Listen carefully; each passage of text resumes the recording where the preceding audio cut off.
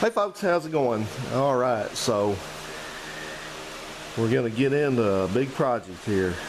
So I've been picking away at this 75 dart swinger, doing some different minor repairs on it, and I filmed all that. I haven't gotten it all into a video yet, but I want to go ahead and start this project within a project, you might say.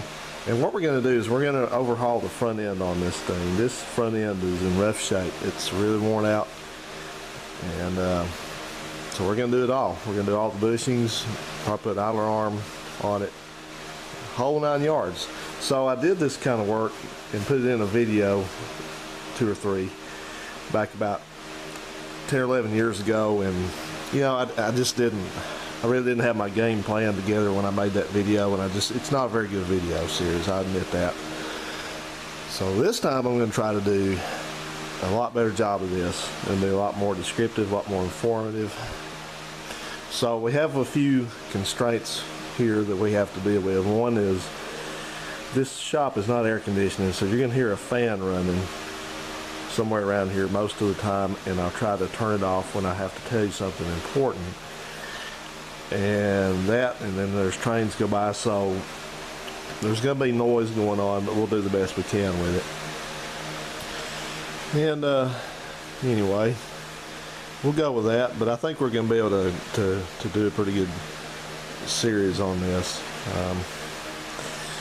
So let me get you in here. I'm going to show you what I found on this. Now I had a clue to start out with that this front end had problems, because if you look at the tire here, that's the inside of the tire. You look at the tread on it. You'll notice that the tread is a lot more worn off, especially right on the inside edge there, as opposed to the rest of the tire. The rest of the tire looks good, even though these tires are like 16 years old, 15 years old. But obviously they don't have many miles on them, but they really wore the inside edge out, and that's a characteristic sign that something's going on with the bushings, something to that effect. So if we get in here and kind of look at this is the upper control arm, and that's looking at the rotor. This car does have disc brakes on it, obviously. But when I was working on this, I went ahead and put, just to be able to get it to stop, I went ahead and put calipers on it. And when I was messing around with it, I noticed that this front end was moving in a couple different directions. So let me show you what we got. First of all, if I grab the top of the rotor and kind of push in and out carefully, look at all that movement up there. You see that? Look particularly up there at the front bushing on the upper control arm. So that bushing is shot. May not even be much of it in there anymore. But that was that. So it's going to have bushings in the control arms, the upper control arms, and then when I was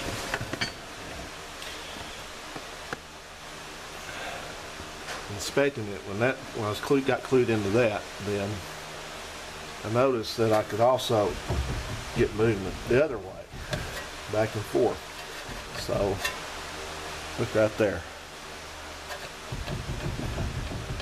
All that's coming out of the outer tie rod end. So we got, and this is the same on both sides. I don't think the other tie rod end on the outside is worn out, but for sure we got to have bushings, you know, on the control arm up there. We're going to have these bushings replaced.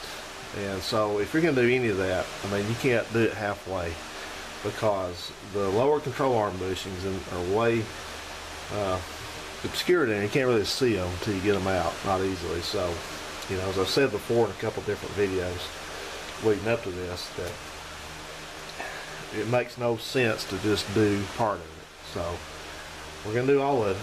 We're going to do bushings, upper and lower control arm bushings, upper and lower ball joints, inner and outer tie rods, ends, and at least an outer arm. I don't think, it may not need a pitman arm, but we're going to check. It's going to have to be perfect. So anyway, that said, let me give you the order of operations, and we're actually going to start on the other side of the car.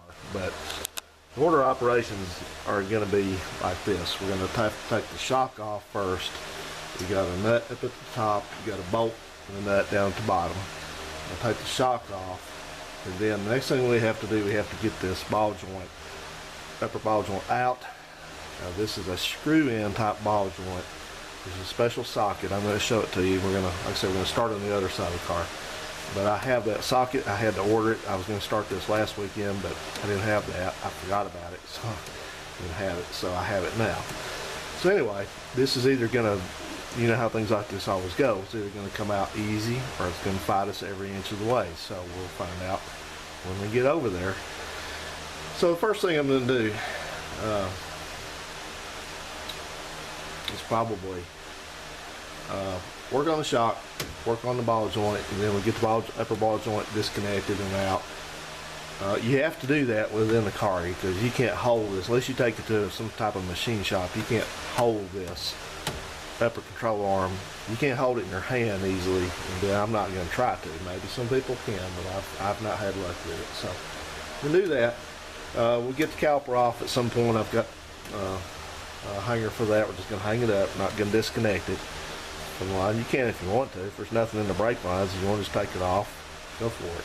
Now, if you have a car that's got drum brakes, you don't have to mess with the caliper, hanging it up or anything.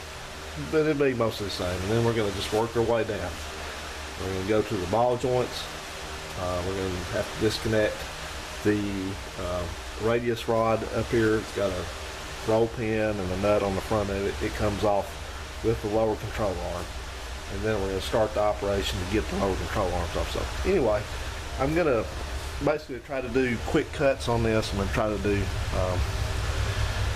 you know, show you what I'm doing, what I'm starting to do. But I'm not going to make you sit through watching me unscrew every last little nut and bolt. People get impatient. I understand that. So anyway, okay, so I'm going to take you over now, and I'm going to start working on this shock on the right side of the car. We're going to start. The reason I'm starting on the passenger side is because I've got to get into the side of the engine over there to work on the oil pump, and that's right behind all this. So the more of that rather that I get off of there, easier access I have for what else I got to do. So that's why I'm doing that. No other reason. So okay, so I'll join you on the right side of the car, and we're going to do a shock. Okay, let's come in here and grab this lower shock mount first. This thing is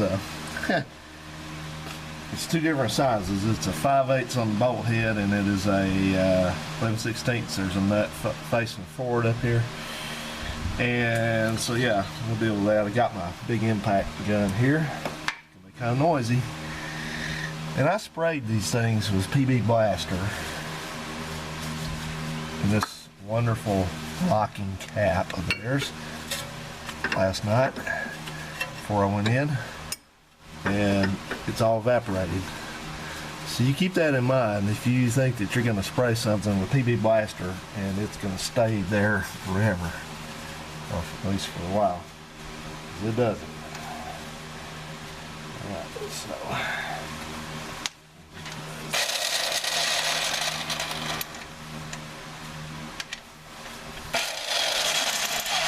Alright, so never can remember which way the gun runs here. Okay, so get her there.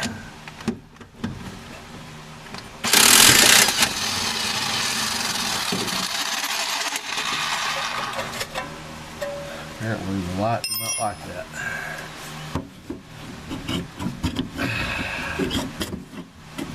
That's cheap Harbor Freight light. Okay, whoops, sorry about that. Let's see if I can kind of.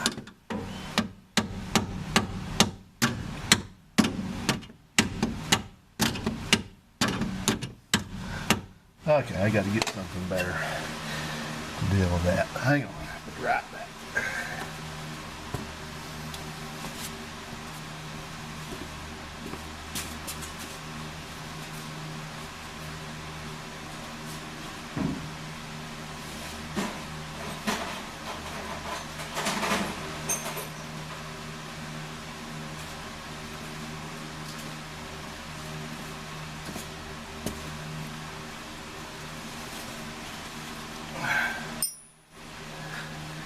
Okay, hammer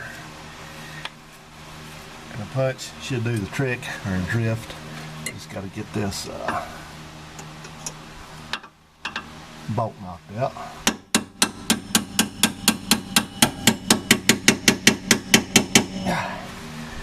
Okay, that it. Yeah.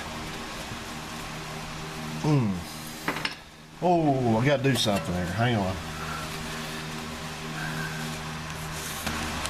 Sorry, forgot I had to take a little bit of tension off of this shock here because it's kind of hanging on the control arm. So, oh man, I need a little more. There we go. All right.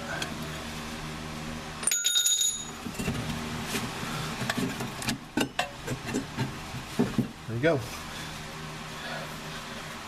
Okay, I'll show you how I did that. What I did, I just I didn't hit my camera there. There we go. Anyway, I just used my little small bottle jack here, and I didn't lift up on that very much, just enough to take that. You don't want to support the car's weight on that kind of sketchy stuff, but it worked. So anyway, so what we got to do next, I'm going to come up here and we're going to come down inside of the engine bay, and down in here, peek down in there, right about mid-level center frame there, you see that stud with a nut on it. So we're going to take that off. That's the upper shock mount, and that upper, you're probably going to have to kind of mess with that. That's not very descriptive. You're going to have to use some what I'm going to do, I'm going to take you guys off the stand so we can get up close and personal with this thing. I want to show you this. Alright, so come in here, and that's the top of this thing. Could have done without all the hoses, but there it is. There's our victim. So that stud, I guarantee you, he's going to try to turn on you. He's going to try to turn when you turn the nut off. So what you got to do is there's flats made onto that shock. This one's kind of corroded, but you're going to need to hold the stud there with something, vice grips or whatever, while you get the nut to turn and come off. And we're throwing the shocks away. They're may even be the originals, I don't know, but we're getting rid of them, so we don't care how bad we mangle the shaft threads or anything like that, but we just can't mangle them above the nut. You see what I'm saying? You can't tear the threads up on that thing. As you run that nut up, you got to keep your channel locks on the top of it, very top, off the threads, and then when you get that nut ran up to a certain point, you can come back under the nut and grab the stud with your channel locks, and then run the nut the rest of the way off. Just don't mess your threads up. Whatever you do, you will not be happy if you do that. So anyway, I'll see if I can get you in here for a little bit of this action shot here. No guarantees though. So this thing's actually running off of fingertip pressure, but with any luck it'll come all the way off. But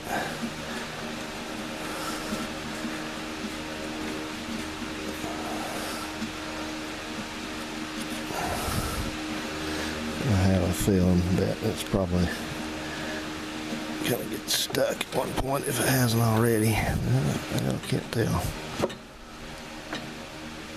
Okay, just keep on coming.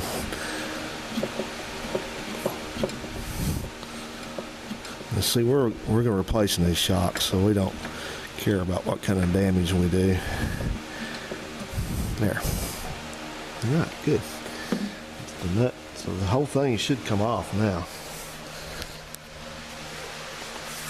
Push these things up. Let's get some room here. There. Here we go. Alright, so you got some bushings in there. They come out. Let's see here. Oh yeah, you got. Let's get up here. This bushing, I think, is actually going to take. Whoops, sorry. Yeah, you got a bushing right there. So you'll have to kind of work that thing out of there, because I don't think it just pops out or anything. So we'll do that off camera. Just go ahead and get that bushing removed. So I went ahead and drove those bushings out. There were 2 rubber bushings, and they have a little metal sleeve in the center where the stud goes. Now keep in mind that what looks like the bushing there is just a reinforcement. It's part of the car, so don't go trying to chisel that thing out of there. If it ain't rubber, it ain't coming out. It's not supposed to. Anyway, shock's out. So the next thing we're going to do is we're going to have to address this thing. So here's what I got going with that. Alright, so these take a special socket that fits on here. It's an impact socket, and it's called an upper ball joint socket. So anyway, this is the one that fits this car. This is, the size is I believe it's a 1 in 59/64. Yeah, here it is. 1 in 59/64. Now, some cars use a larger upper ball joint if they have disc brakes, but I think that's mainly like B bodies, C bodies, R bodies, stuff like that. But these cars, I think, all use the exact same ball joint. This is a 75, so it's almost near the end of the model run. One more year of these, so I'm pretty sure, pretty certain. Well, we'll go find out. I'll show you how we'll find out. That fits that one. That's a 59/64 1 and 59/64. We have a car with drum brakes over here, so we'll just look at it and see if we can. I think we can get into it. Ooh, not easy. Let's see if I can. Well, guys, I can't get into that. I'm sorry. I'll let you know about that. But what we're going to do is we're going to have to get this thing out of here. So I'm gonna get rid of this shenanigan here. Let this thing all the way back down, and then there's a nut on the bottom of the upper ball joint. I'm going to take that out. May have probably got a, I can't see in there, but it probably has a probably got a cotter key in there with it. I think it does. So get that all out, get that nut taken off, and yeah, I think what I'm going to do, actually, I think I'm going to, instead of just taking this, I don't want to have this thing up here all just flopping up and down. That's going to work against us. So I think we'll be okay just by loosening the nut, but not removing the ball joint stud from the spindle here. Let's just do that. I think that's going to work best for us. So I'll work away on that and get that thing loosened up, and I'll tell you what size the nut is, of course, and we'll proceed.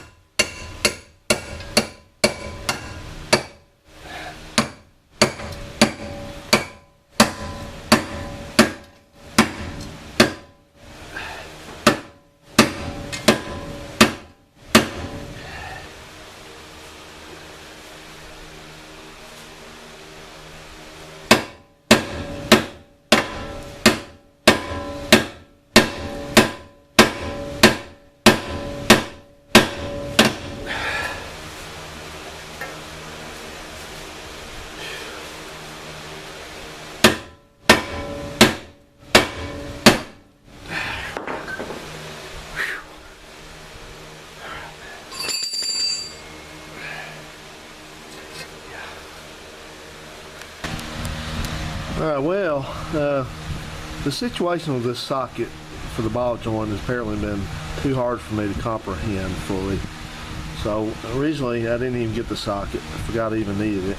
So I did that, got the socket, and then when I was going to start to use it, that's when I realized that it's a 3/4 inch drive, and even in this fully equipped shop here, I don't have anything to operate a 3/4 inch drive socket. That's a 1/2 inch impact. So luckily Harbor Freight bailed me out, so I went and found a set of adapters for impact sockets, and I think this is the one we need here. This is a 1/2 inch to 3/4 inch adapter. That's for the impact, of course. That's the one that I need right now. I also picked up this 3/4 inch breaker bar, and so both of these things clearly state on them lifetime warranty, which is good, but the question will be, how long is the lifetime? My lifetime or the tool's lifetime? Because I guarantee you this is probably going to put up a fight. So we'll see. We'll see if it breaks something or not. It ain't gonna break the socket. It's probably gonna break what's trying to use the socket to remove this thing. But we'll see. I think what I'm gonna do first is I'm gonna go ahead and just give this thing a good amount of heat therapy. I'm gonna finish cleaning off the dirt off the outside of that here, so that it doesn't act like an insulator. It gets the heat to it, and you can forget putting any kind of PB blast or anything down there, because I can tell you now, it's not ever going to get to the threads. You can forget it. So we're not doing that. Here we go.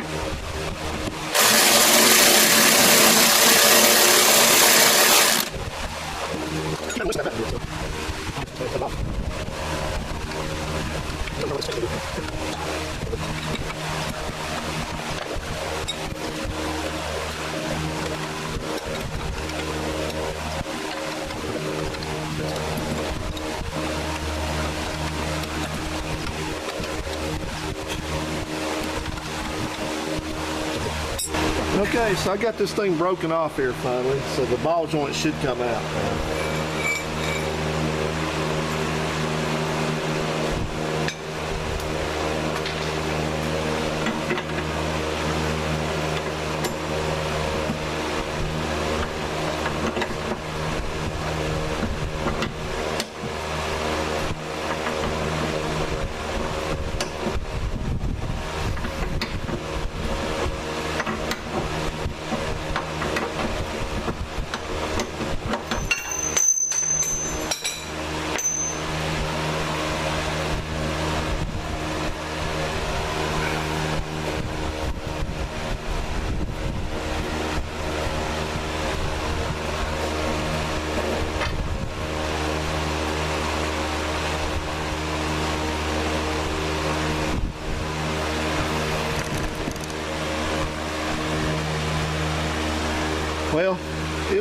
it's not loose. I mean, it's still in pretty good shape actually. So even though they didn't lubricate it.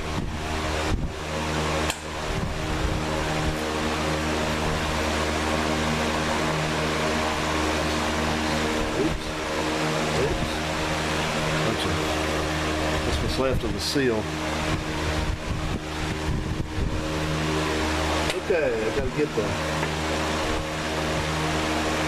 gotta find out where the nut went to it, and then I gotta get my caliper off and hang it up. So I'll do that next.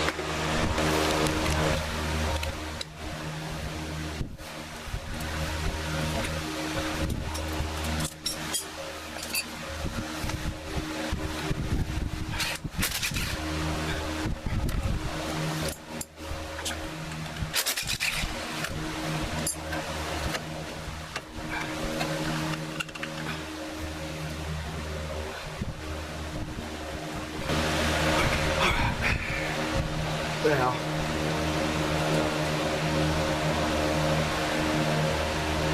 okay, next thing we got to do is we got to get in here and take off these upper control arm bolts and nuts. So if you look in here, there's an eccentric washer on each of these. There's 4 per side. There's under the head of that one, under the head of that one, under the nut that's there, under the nut that's up here. So what I would suggest you do is take a marker and mark these things like straight with an arrow straight down or something like that, and maybe right where they are. Take pictures, doesn't matter. But these things control your camber. They control how far in or out this upper control arm is in relation to the car. So you want to try to put it back where it was, but you'll have to get an alignment anyway. But you need to go ahead and try to get that as pretty close as you can. So that's what I'm going to do now. So I'll show you how I'm going to go about that. Okay, so I've marked these. I've numbered them 1, 2, 3, 4, front to rear. And so these are 1/4 inch front and rear. The bolt and the nut are both 1/4 inch. So I'm just going to take my wrench on one side and my bar on the other with a socket, and I'm just going to start working these things out. Once you get them broke loose, they're not too big of a deal to get out. So see you in a second. So these things are really tight, so I don't think it's going to be complicated. Use a ratchet on it.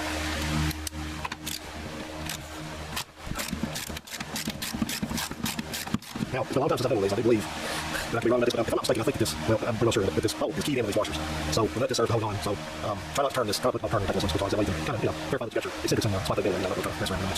Absolutely sure you have a picture of a marker.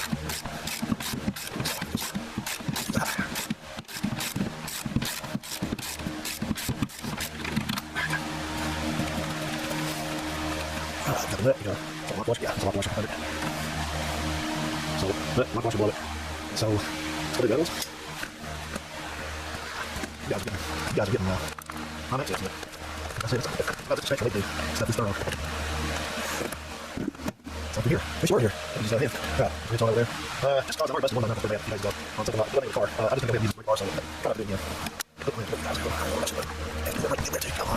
Go.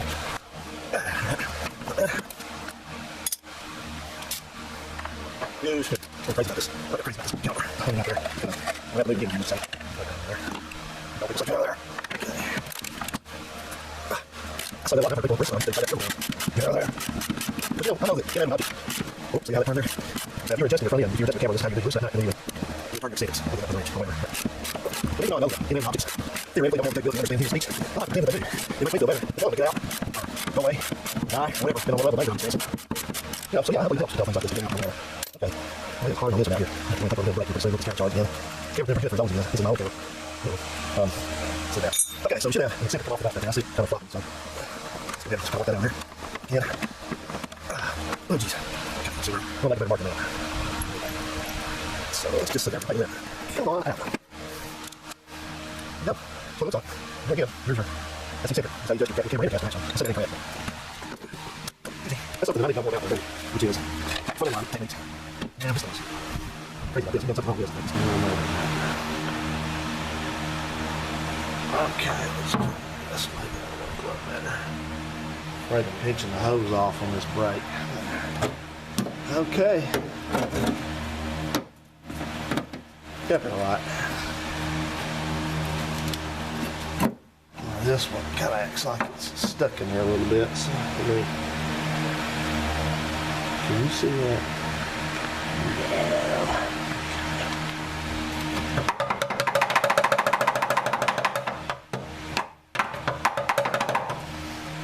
I like to hit stuff with a hammer like that.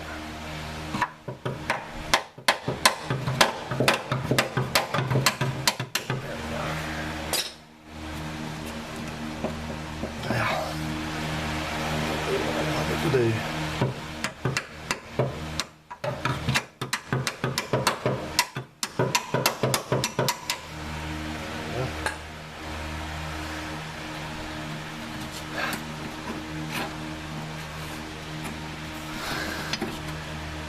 I think I see a washer under this. See, I'm having to remember from my own knowledge what exactly is in here, and I see, well, I see a washer right here, right in that joint there.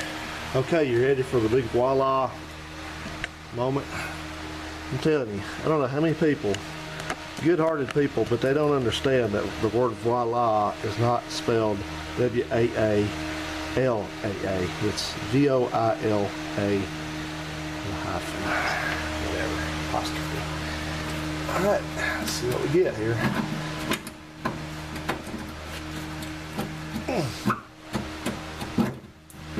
That may be part of the bushing right there.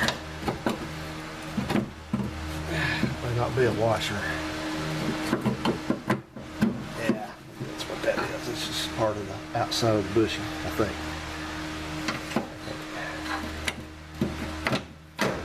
Well, let's just see what it is. Yeah, that's the bushing. There it is. Womp, womp. Okay, so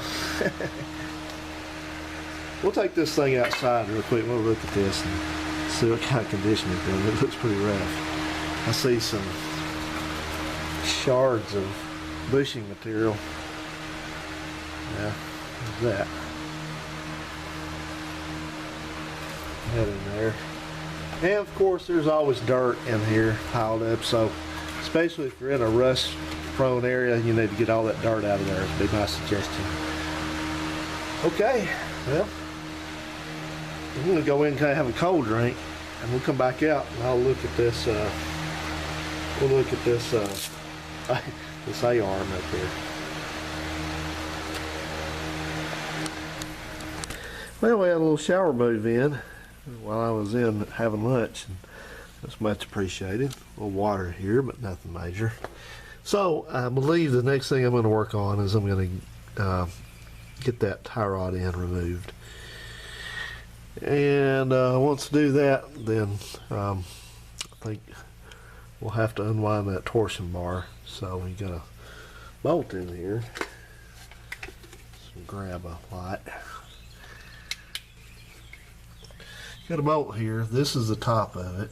You can kind of see in there maybe a little bit. And the head of the bolt is down at the bottom. Up here. Kind of in there, right here actually. And so righty-tighty, lefty-loosey, so if you want to unwind it, you just turn it counterclockwise either side. And it takes the tension off the torsion bars, and then once we get that totally done, we can start working towards getting the lower control arm removed. So like I said, it's going to be taking the radius rod loose at the front. It's going to be getting the torsion bar, which is here. That's the end of the torsion bar right there. And it just slides in. That piece there, that cylindrical piece, is mounted to the lower control arm. So the effect is just to, or the goal is just to slide that torsion bar rearward and so that frees up the lower control arm to come out. The lower control arm's got a nut up here at the front. I'll show you that. But just a reminder, do not put vice grips or something like that on those torsion bars and make marks on them. It can cause them to fail, so keep that in mind. So anyway, I'm going to work on this, and I don't think I need to show you that. It's just simply take the cotter key out and the nut off, and either tap it out with a hammer. If you're going to reuse it, don't tap on it with a hammer, just use a separator. But since I'm not going to reuse any of this, not that stuff, I'll probably just, I may see if I can get away with tapping it. Tap, tap, tap, tap, tap. What I may do also is I may just run the nut up, not all the way off, but up high enough that I can hit on the nut. So sounds like there ought to be a joke there somewhere. So that's what I'm going to do. I said I was going to show you that control arm, and I will. Promise I'm going to. I haven't forgotten. So anyway, hang tight. I'll be right back. I wonder what that noise is. There's water on the roof, so the birds are taking advantage of the water. They're taking baths up there because it's raining so infrequently now, but that's a treat for them, so that's why you hear it up there. They're taking a bird bath. I have a bird bath out there in the yard, but they don't get to use it as easily as this here. Bless their hearts. I guess if I was a bird, I'd do it too. Alright, back to work.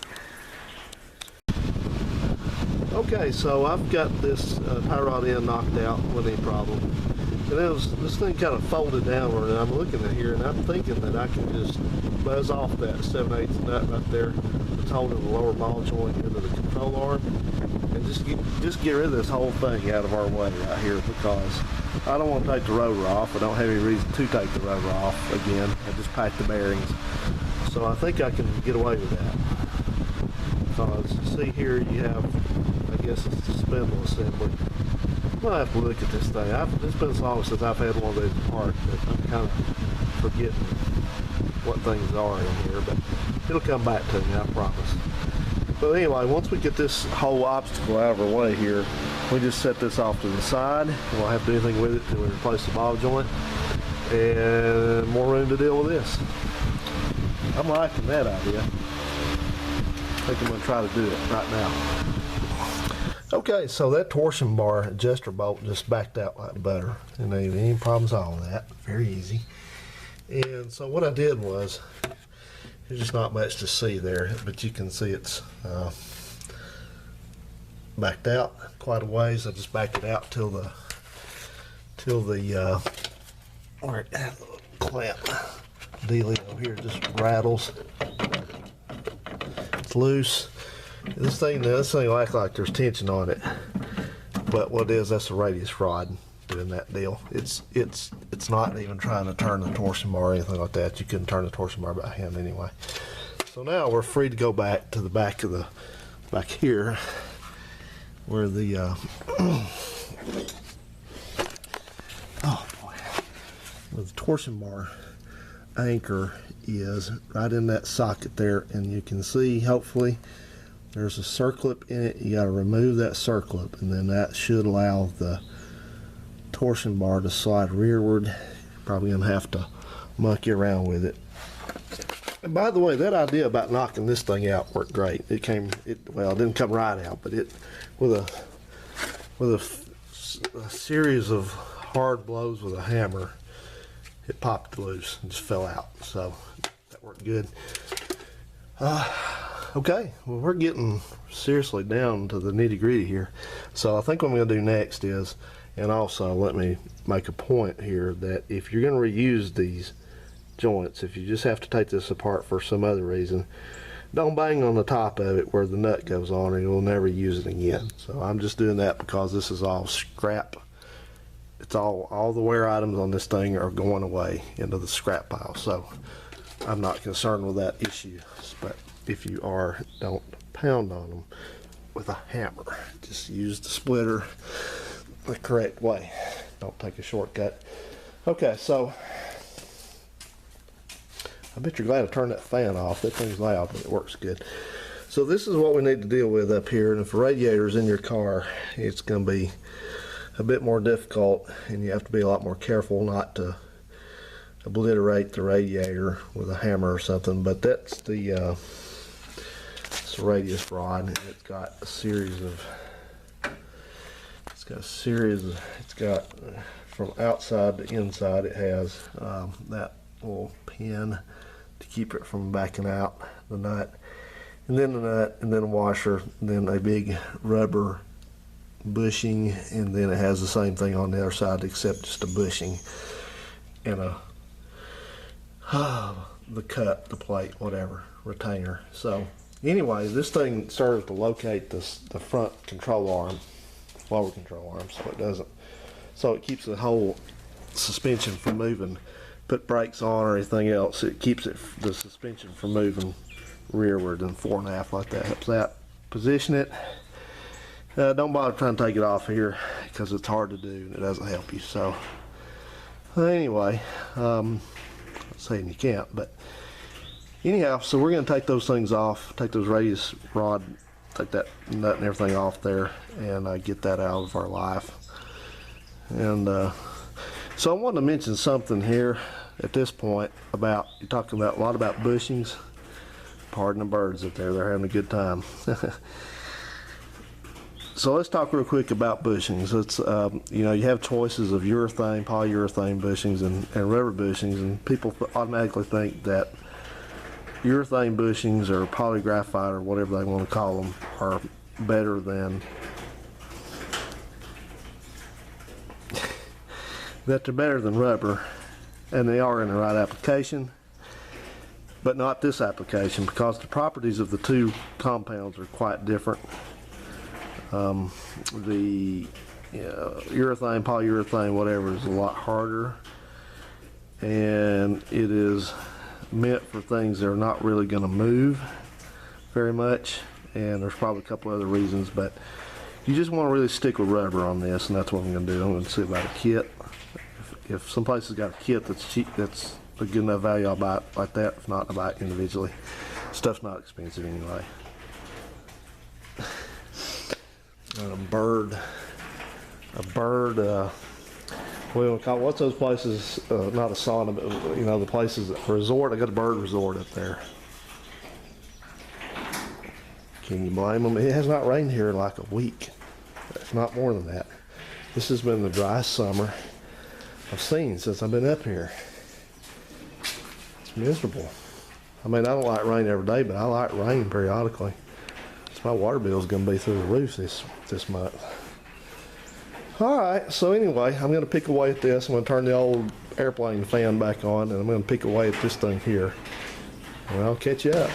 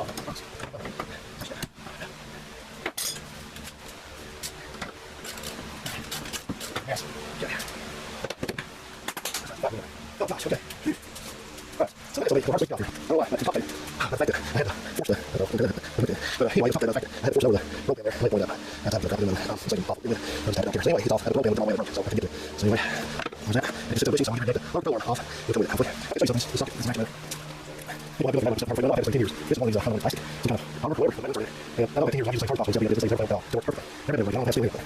Anyway, and the thing is, I've got a second 4-inch ratchet. And I'm 40 4 inch. I'm second one of those. And both of them straight out. So anyway, okay, I'm going to take a breather for this week. And then I'm going to go there and take that separate out.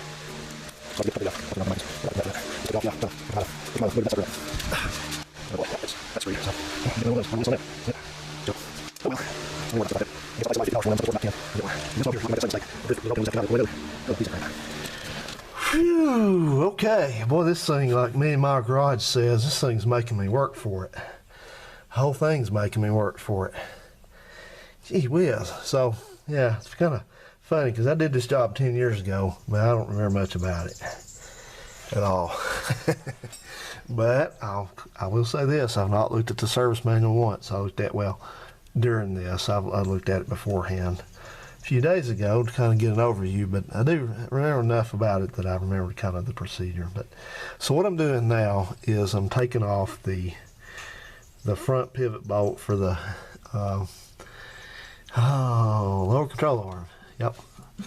And so doing that, and I'm gonna get that free. I already got this thing here. I just saw me fight that thing off and tore it up. But do this, and we'll be able to get the lower control arm hopefully slid backward in the torsion bar. I did take the clip out of the torsion bar. It's right here, right down there. So anyway, sorry that there's not a plethora of lighting here, but I've been doing enough for doing the best I can. Hang in there with me.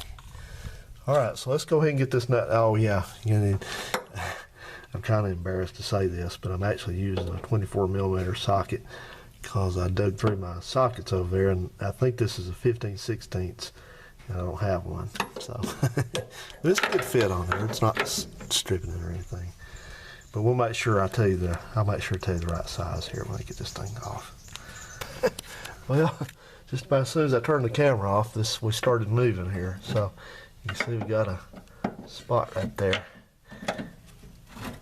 Okay, so let's make sure that thing there. Okay, so we should be pushing our torsion bar back now. Yeah, it's pushing something out. Let's take a look back there. You all can't see as well as I can. Yeah, this camera, bless its heart, this thing's been through hell. But the viewfinder is busted on it. I mean, it works, but I can't see what it folds goes. So okay, see how the torsion bar is pushing backward. So anyway, well, all right, that's it. So basically what we got to do now is just kind of keep working this thing. That was musical. Keep working this thing backwards and get it far enough back that we get it back this way. I'll bring you back and show you, but then we'll get everything clear. Oh goodness. Okay, whoops, hitting the button here. Sorry. Height. Okay, that wasn't too hard. Your train coming, I better hurry. But anyway, so I basically just pushed this thing backwards and it all popped loose and fell down. And now I'm working on getting this off the end of this torsion bar. There we go. That is it. Now I have access to idler arm, the oil pump which is leaking, which I have to deal with, and all that.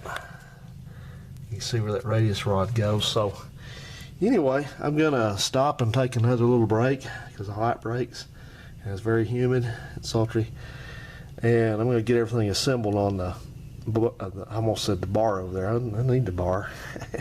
need a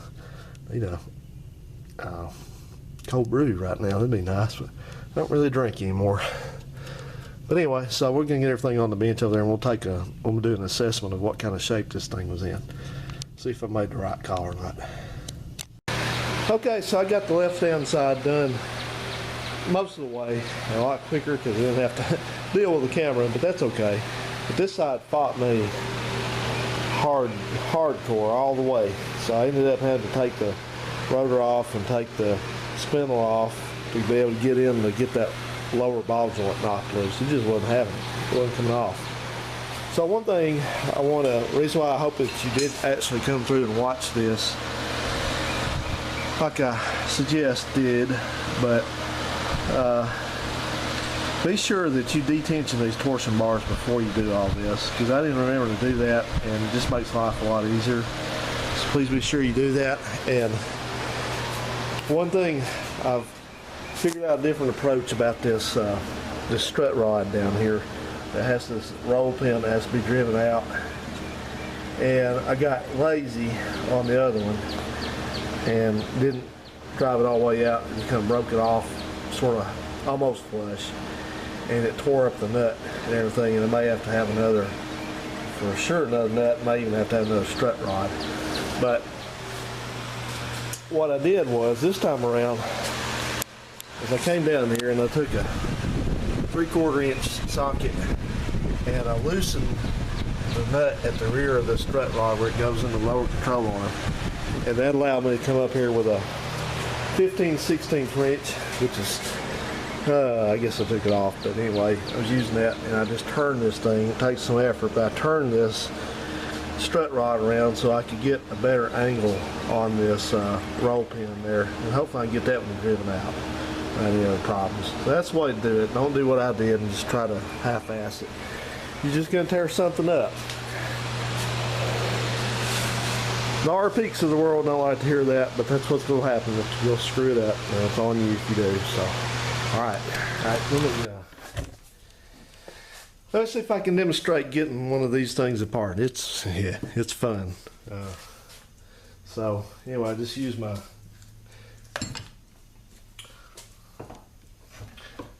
vise, and the first thing I do is get it put in where I want it, and I'm just going to use it's a 1/2 inch front and rear, so I'm just going to go ahead and buzz these this nut and bolt off.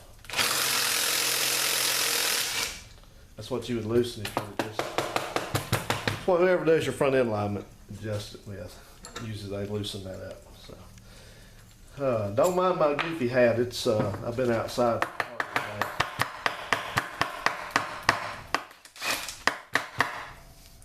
And so I wear my hat to keep from frying out there. Okay, so get the nut and bolt out and take it all the way out. And I just kind of get this clamp where it'll move a little bit, and I just take the hammer carefully, try to drive it downward so it's no longer, that one's not very happy about moving, doesn't look like it. So let's see if we can get it. You can use a little of the magic here if you want to. Why not? If you didn't use it, you would be wondering all evening whether it would have worked better if you had them. So anyway,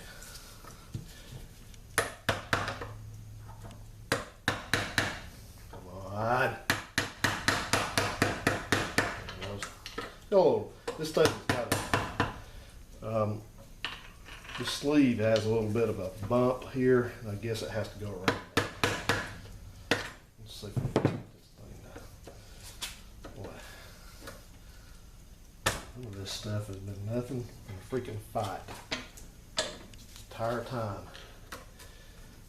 I don't want to get it directly with this.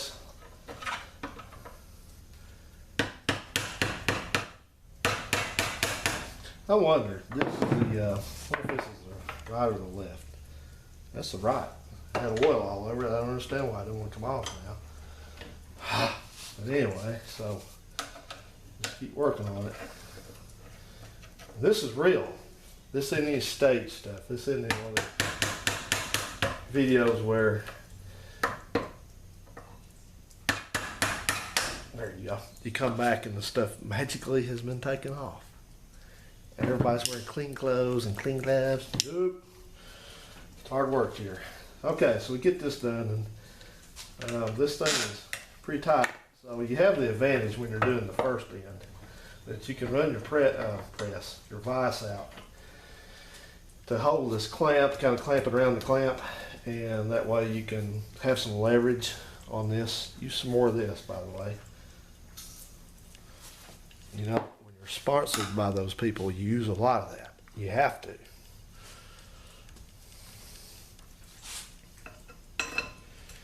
Oh, there we go. That was not even tight. The other one was tighter than Dick's hat band. Okay, so run it out.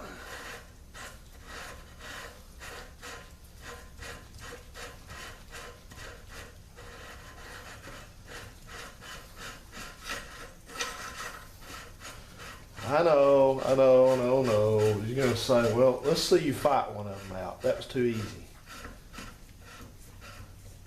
Well, I did fight the first two out. They were not easy. So we'll turn this thing over. Because, yeah, you're not going to have the clamp to hold it this time. So now we get to really see how hard it is, eh?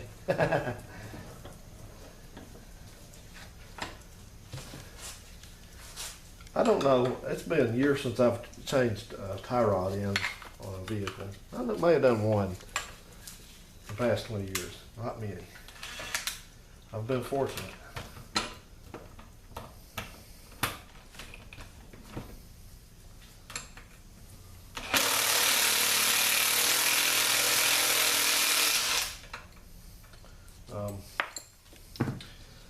Yeah, I have been fortunate. That brown car, that Valiant, it didn't need anything done to the front end on it. That's crazy. And the green car, the green Valiant, had to have a idle arm. That was it. Okay, so we're going to try the same thing here. We're going to raise it back up. I'm going to spread it just a little. Ooh.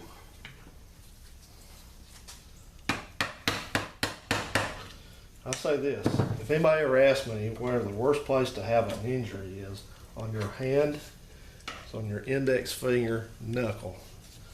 Ask me how I know that.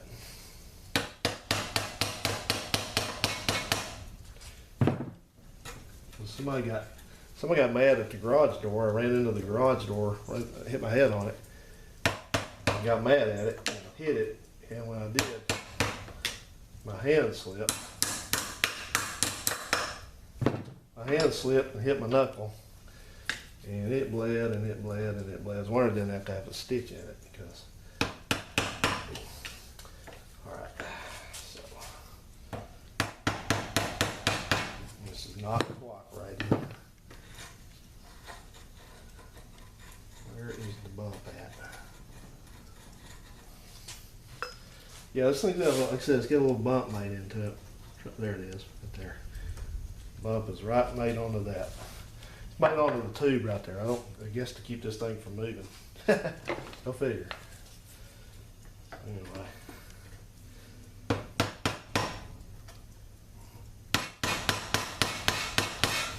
Boy, he doesn't want to move at all. Not at all. Well, just for laughs. Turn around. Look at that. It's the same one. I'm telling you, man, the left one was brutal. I think this is the right one.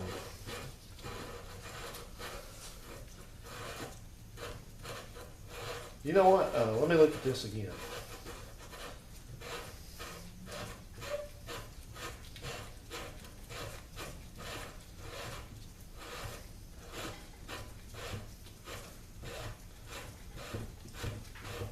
I'll tell you a story about this. If this is the left one, or the right one, I'll tell you a story rather. Like this thing, what I think may have happened here. Yeah, this is the right one. I think it is. I can tell you. Hang on. Because I marked it.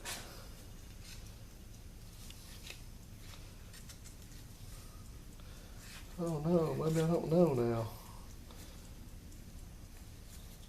No, I punched it with a punch. I don't know what it is. This is the right one. You notice the right one came right off, came right out. Everything, I mean, the clamps were a bit iffy, but everything on the left side of that car when I took it apart was just seized up tighter than tight could be on that thing. And I noticed that that was the side that had a replacement caliper on it. I mean, not caliper, but a rotor. The rotor's been replaced on it. And that's the one that the backing plate was all crudded up. It's got all kinds of crud on it. So I think what happened is the caliper or something bad happened over there. And it heated that side up, and it just got everything seized up, because the right side's not like that. The right side acts pretty well. So, all right. So what I'm gonna do, I'm just gonna cheat to get these clamps slid off. Don't hit these things real hard now. Just tap them. All you gotta do. You don't have to he-man it. You just tap them down and out.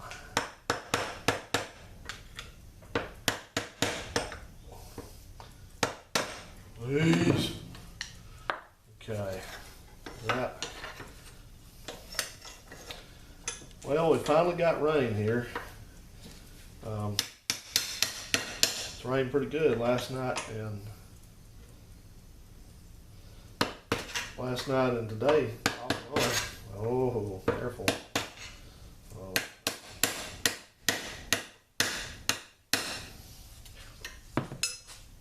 Excuse me.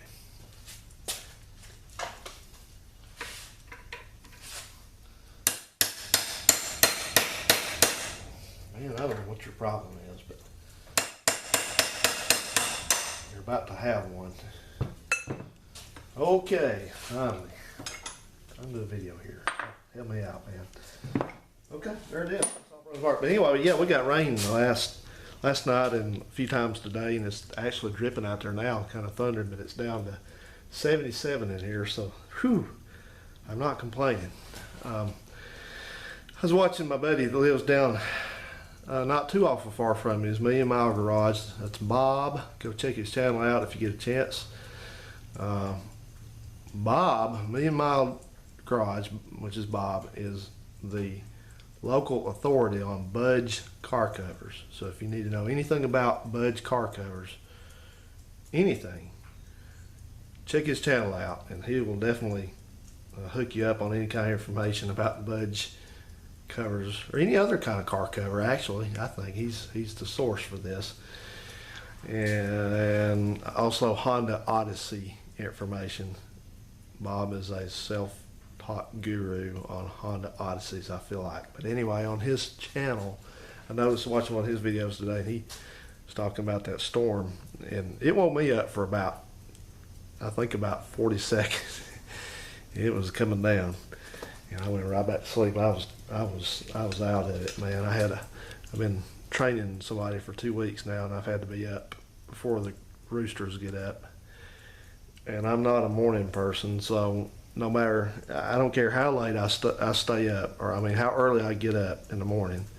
Because I get up, I can't lay around, so I get up and go. But no matter how early I get up, during the day I think, you know what, I'll be getting to bed early tonight. I can get in bed early, man, I'll sleep. And then it's like 9 o'clock, I'm not tired, not sleepy. I may be tired, but I'm not sleepy. Then 10 o'clock, I'm not sleepy. 11 o'clock, well, maybe a little bit sleepy. I'm thinking, what's going on here? You know, how much of a lack of sleep do I have to get before I ever get sleepy at 9 o'clock at night? Maybe never. I don't know, maybe that never happens. So anyway, all right guys, enough rambling. So I'm going to fire up the parts washer again and start washing parts, and we'll continue on from this thing, start putting stuff back together. Like I said, I got to wait on some tools to come in. Well, at least one tool for those arms, so I'll get all this kind of cleaned up by tomorrow, and then I'll gonna switch on to something else. Probably gonna be back on the car itself. So this video is its own video, so you'll see this at some point, and that. All right, next.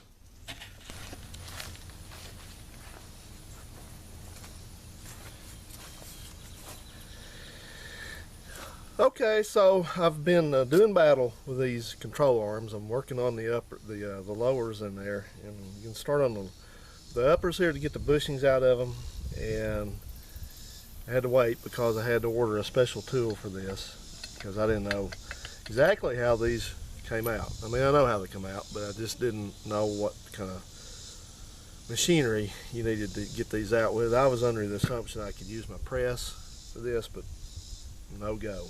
That you can't even do it with a press. So, and the reason for that, now you can put them in with a press, but to get them out, that's not going to happen because the bushings, the way it's designed, the way the control arm is designed, you have a large end here and you have a smaller end, and this thing has to come out one direction only, has to go in one direction only.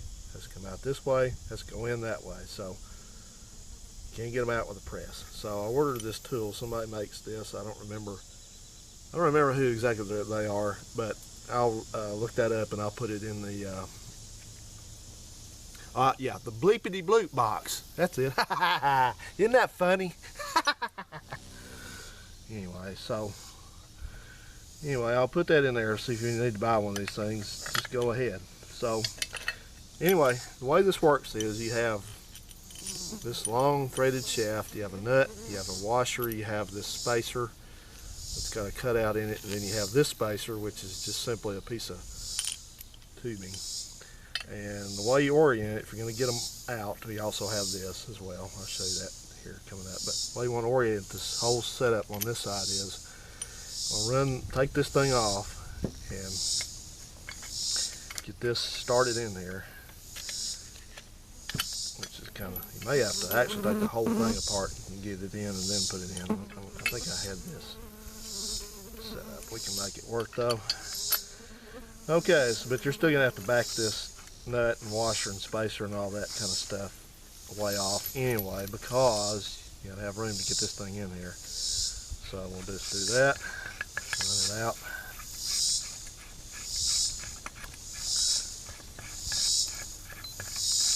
Those insects you hear in the background are 17-year cicadas. And then you're going to come in with this thing, which doesn't exactly fit over this one correctly, probably because it's so beat up.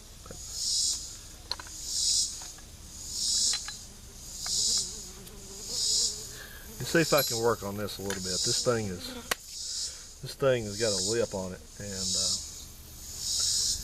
I don't like that because this won't seat on it. Hang on.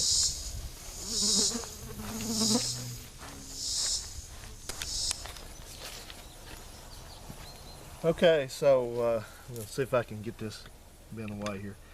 So my buddy lives down the way from me, down here, a dozen or 2 miles. Bob, with Me Mile Garage. Check his channel out. He's like me, and he likes to sort of talk about the thing about these people who do all these car revivals, and he was talking about that guy, Bleepity Bloopity.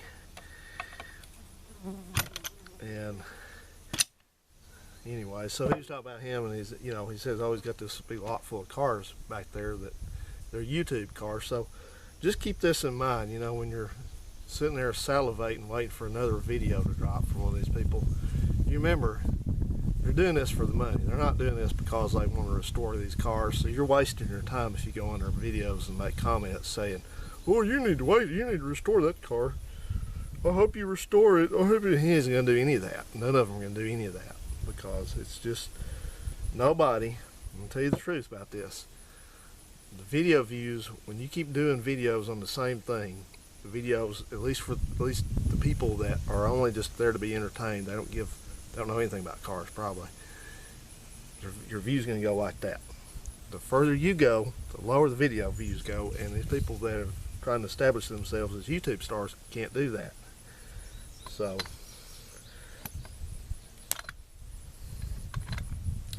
and he moved to Tennessee, and that was the thing I made a comment. I said, well, I don't think you moved down here for the weather. Nobody in their right mind would move down here for the weather because it's hot, it's humid, and it's dry, and it's humid, and it's miserable, really. So this thing is giving me problems here because, there it goes, the control arm, this end of it on this one, on the one I'm working on, has been banging around so much against the car that it's like about half the thickness is spread out. It looks like a penny that a train ran over. So it's out like this, so it wouldn't let the toolage here go where it needed to be. So now maybe we've got something going. So let's continue to put this out.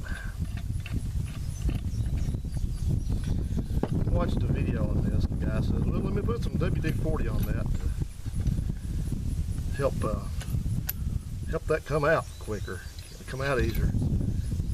I'm thinking, buddy, I tell you what, I don't know how many people in this country don't really understand what WD-40 is used for, but you're obviously one of them. I mean, I like the video we did on this, but these things I keep slapping off of are called hover flies, and they'll drive you crazy. It's another charming thing here. Okay, so the idea with this, if I can get my weak muscles to do this, is I'm going to take a 7/8 wrench on this nut here, and I'm going to take the corresponding socket, and I'm going to just start tightening. And in theory, that should start to push this bushing out. That's the way it was done on the internet, so it must work. You could do this with an impact, I'm sure, if you want to, but I just want to see how hard this is going to be to do it by hand. It's not. I can see it moving now. So I'm just going to run this thing around and use the table as a sort of a prop here.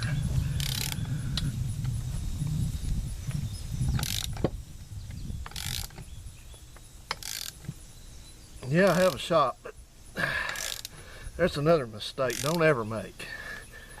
Don't ever make the mistake. I hope you died. Don't ever make the mistake of building one of these metal sheds, garages, and expect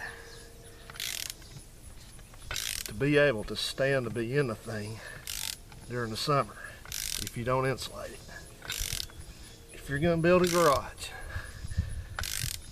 if you need something just to store mowers and stuff in, and that's it, not actually exist in it, then that's fine. If you're going to build a garage, don't cheap out. Build a stud-built garage. A stud-built garage that you can put an attic in with insulation in the walls, and you can air condition it, and you will heat it easily. Because like I said, I have to be out here working. I can't stand this 100 degrees in that garage in there. You know, I'm not upset about it. It's just what it is. It's a beautiful place here. It's affordable, and I have no complaints. But I just can't work in there about 3 months out of the year, 4 months out of the year, unless it's in the evening. Now, so this should work just fine. If you want, this looks like pretty strong stuff, so if you wanted to use an impact on this, make it quicker, I don't see any problem in it. But I need to burn some calories. I'll probably just do them this way. Alright. That thing doesn't even look like it's turned. No. I don't even know if I have to have the wrench on there. Now, she's almost out. A little bit of a... I'm gonna have to back off of this just a little because this is the worn out bushing. Oh, go over here. It's the worn out bushing, and it's kind of got an out of alignment here, so I don't want to bang up the control arm, anything like that. Over a little bit.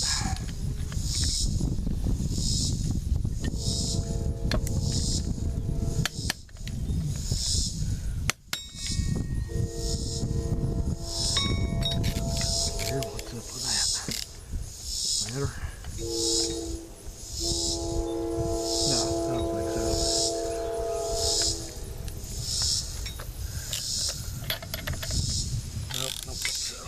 Keep going with it. If the tool's ever going to land on the table, it's always going to land someplace where you immediately have to move it. I don't know why.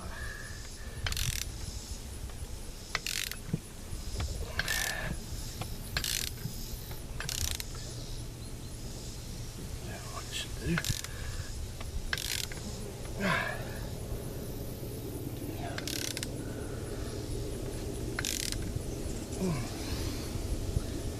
Yeah, this thing will mess with you because you think it's... Boy.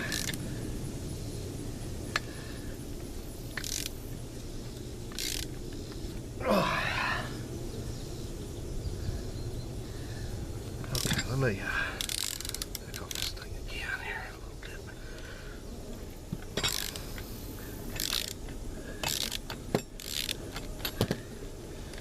Yeah, I have a little bit of alignment issues here. Why? Excuse me.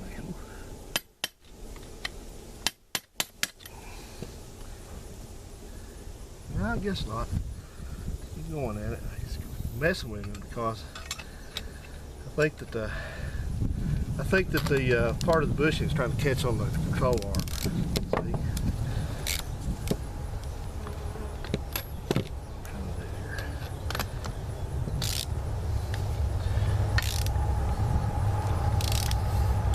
So bitches don't care, do they?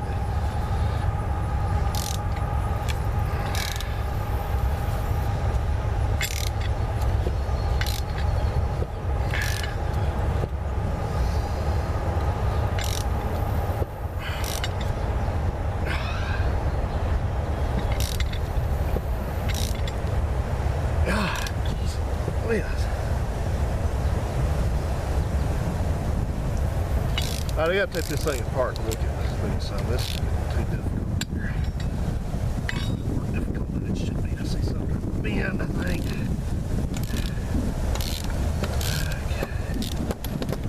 There's the tool.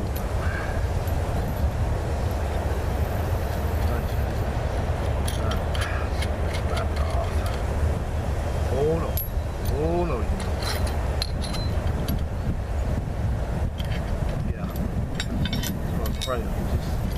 Thing.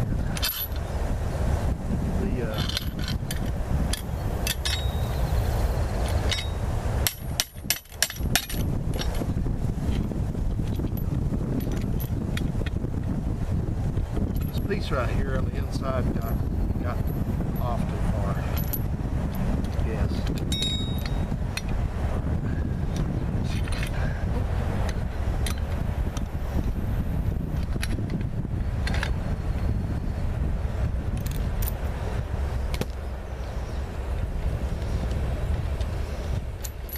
Something doesn't seem right to you, always stop.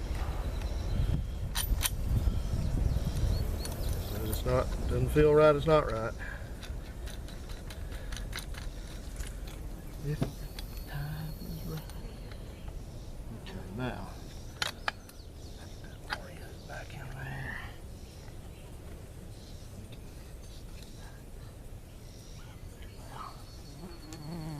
I see what's. They're easy. It's easy on the internet, but it's never easy in real life.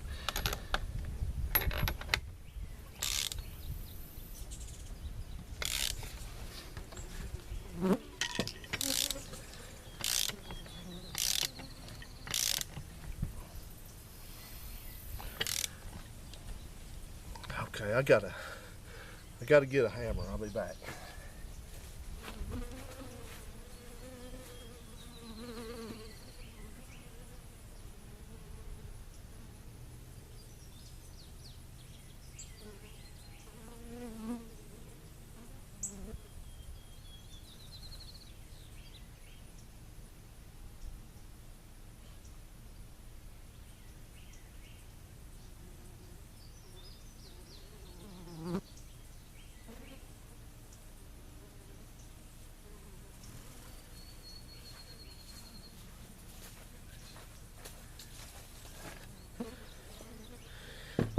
Okay, so what I'm trying to do here is I'm trying to drive this inside bushing retainer down a little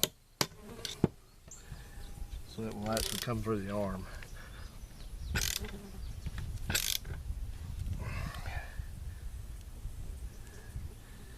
That's it. Crunch.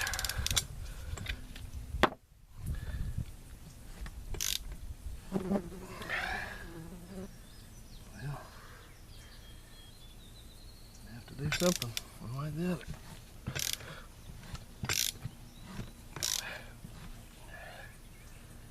Alright, finally. I think I'm just having to just force it through it.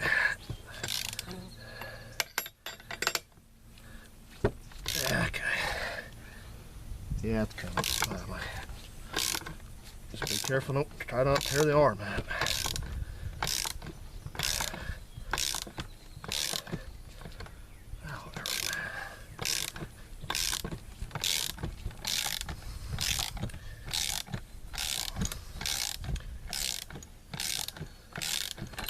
Finally. Okay.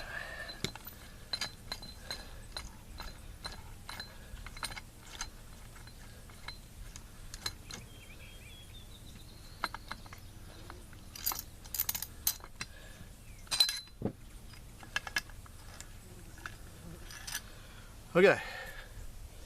So I'll show you what was causing the irritation here. See if I'm overflowing the damn camera.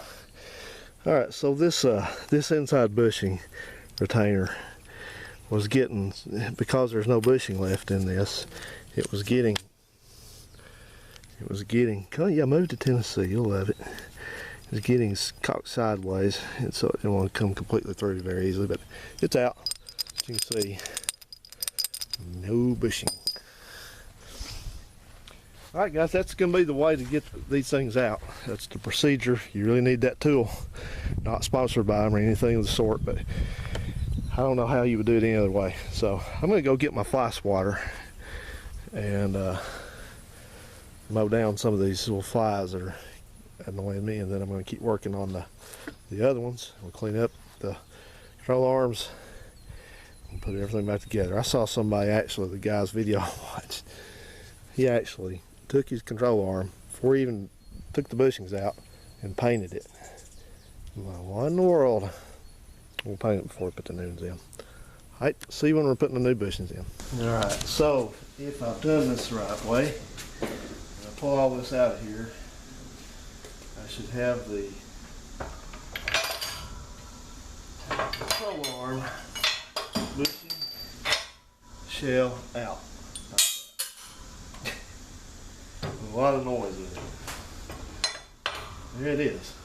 Out, out, out. Easy peasy. So, you may ask, how did I do that? Well, it's not hard.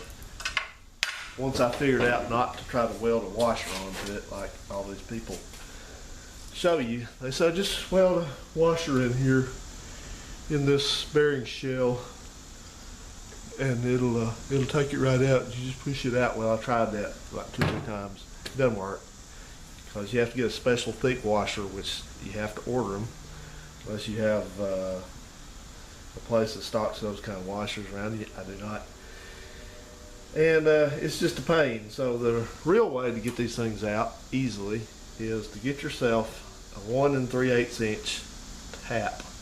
And the first thing some people are going to say, well, they're real expensive.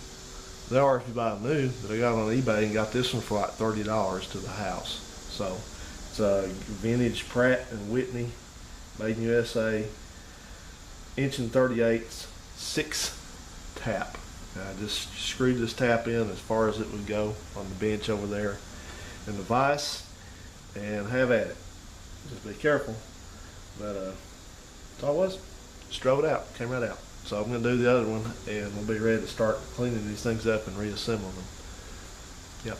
So anyway, and you may wonder, well, how are you going to get that back off of there, smart guy? Well, I don't know yet, but I think I'm probably going to use the vise and maybe the hammer to kind of bend this a little bit carefully, and some other stuff. But I'll get it off there one way or another. You can count on that. So anyway, that's how I do it. just want to let you know that. So, oh yeah, it's one guy. He's made a video about welding the washer to that shell there, and you watch his video and you can't help but laugh because he just happens to skip the part where he's driving it out with the press.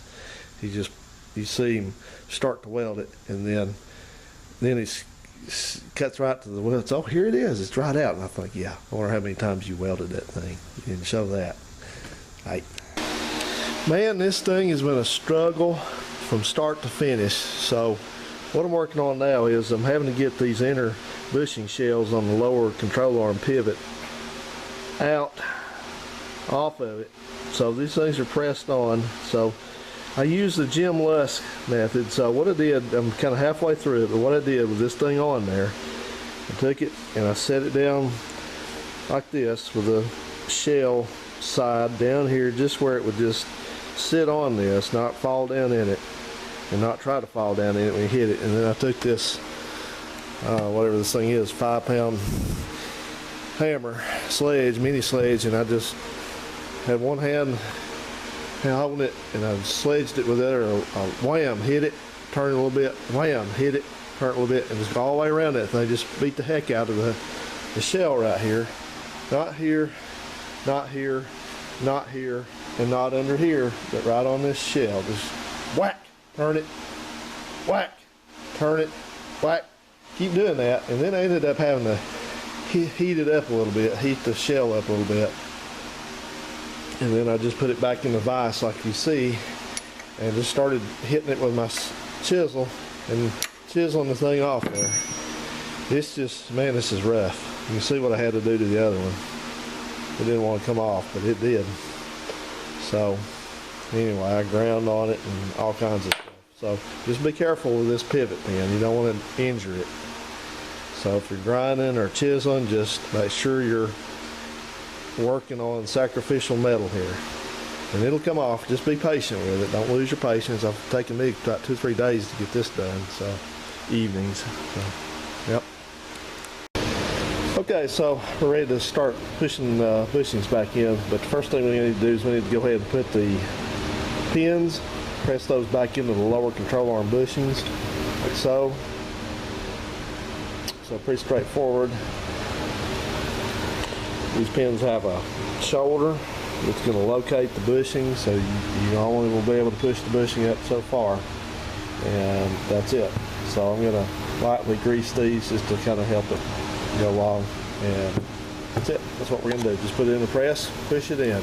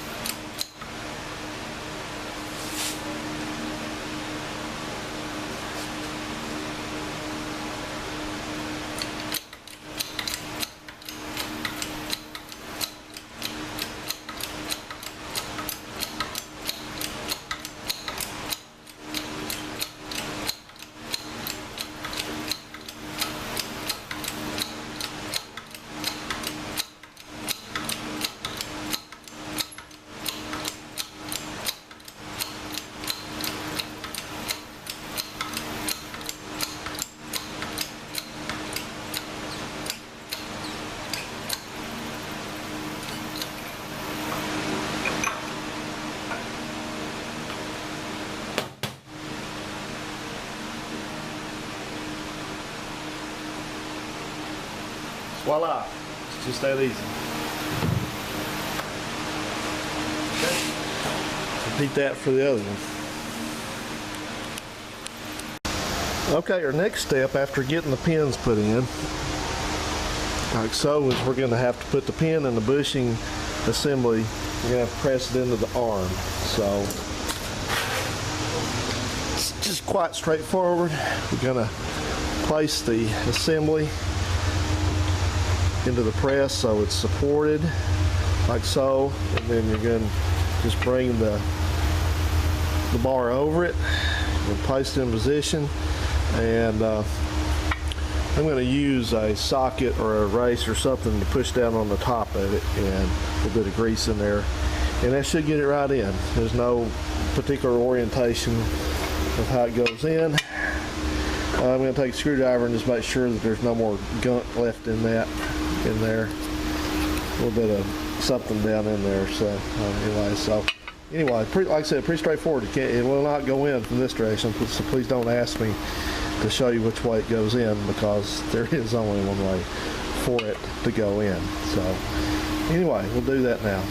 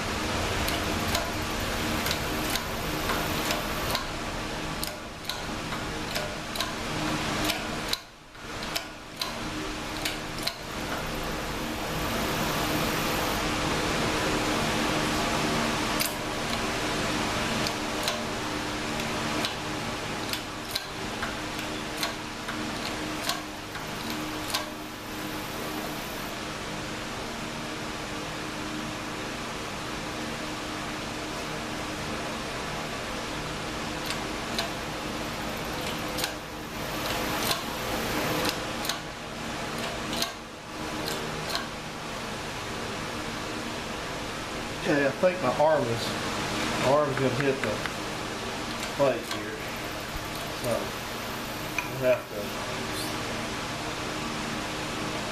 reset here.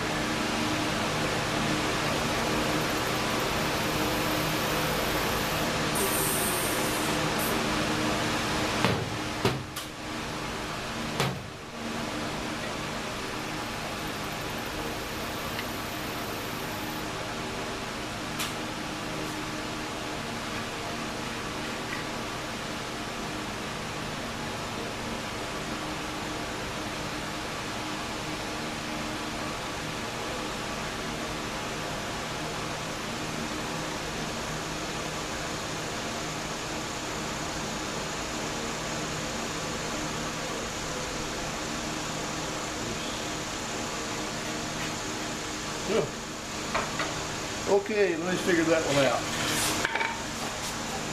We'll be back.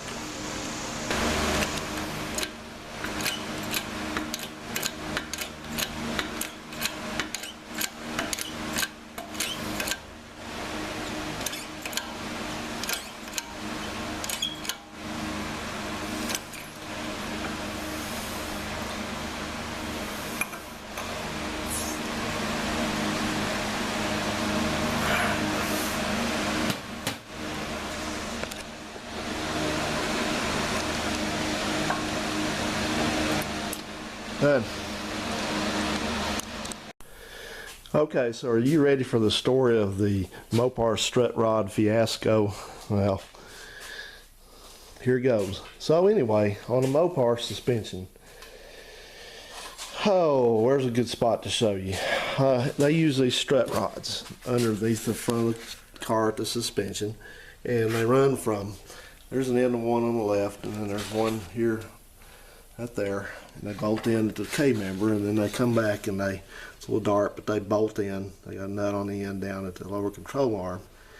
And Mopar chose to do this instead of using a lower control arm that is got, you know, like a wishbone, like an A style. So they use an A-frame for the uppers, but they only use this single bar. So, you know, you have to have lateral, I guess you would call it lateral rigidity to keep the, you know, to keep the suspension angles from changing all over the place, because they're in rubber bushings, and if you didn't have that, it would be, you hit a bump or whatever, it would be all over the place, and put the brakes on, it would, you know, it would never work like that. So you have to have them, can't do without them.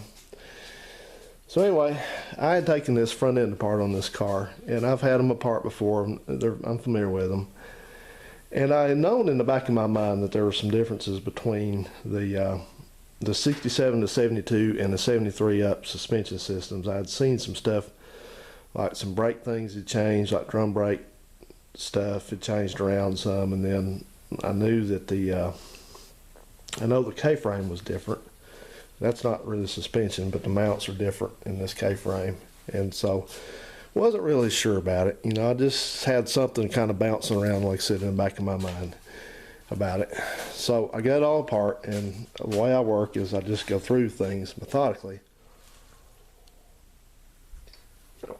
And I thought, well, you know, I'll have to clean those strut rods up before I put them back together and get bushings and all that. And I damaged one of them, taking them out due to my own ignorance. I got lazy. This is the one that was off the right front, and my idea was, instead of trying to drive out this roll pin, I would just use the nut to shear it off, and then I would drive out the remainder of it. Well, these roll pins are hardened steel. They don't just shear off. So when I tried to do that, I got it off, but it damaged the end of the strut rod. So it ruined it. Maybe it could be fixed, maybe you know, put a tap over it, I don't know. Wasn't gonna mess with it.